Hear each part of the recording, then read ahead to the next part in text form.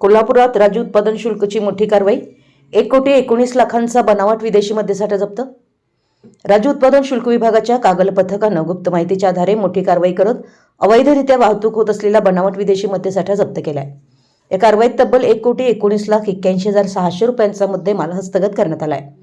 दिनांक 11 एप्रिल 2026 रोजी गारगोटी कोल्हापूर मार्गावर हणबरवाडी तालुका करवीर येथील हॉटेल सुवर्णा बार समोर सापळा रचण्यात आला।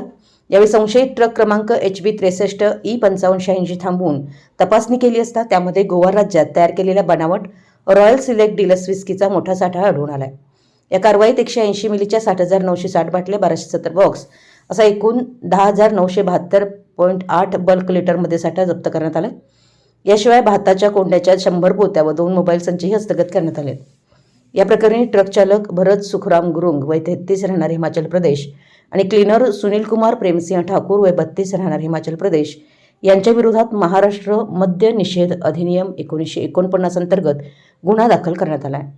दोन्ही आरोपींना न्यायालयात हजर केलं असता पुढील तपासासाठी पोलीस कोठडी देण्यात आली। ही कारवाई आयुक्त राजेश देशमुख, सहआयुक्त प्रसाद सुर्वे, विभागीय उपायुक्त विजय चिंचाळकर, अधीक्षक स्नेहलता नरवणे व उपाधीक्षक युवराज शिंदे यांच्या मार्गदर्शनाखाली पार पडली। कारवाईत निरीक्षक शंकर सीताराम आंबेडकर, दुय्यम निरीक्षक प्रशांत नागरगोजे, रमेश चंदुरे, सहाय्यक दुय्यम निरीक्षक दिनकर गवळी तसेच जवान अमर पाटील, लक्ष्मण येडगे व चालक केतन दराडे यांनी सहभाग घेतला।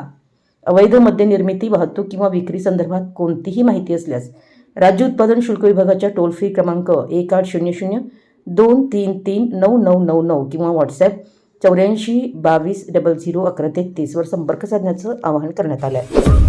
आपल्या परिसरातील महत्त्वाच्या बातम्या पाहण्यासाठी आमच्या नवसंकेत न्यूज चॅनलला यूट्यूबवर सबस्क्राईब करा आणि बेल आयकॉन प्रेस करा।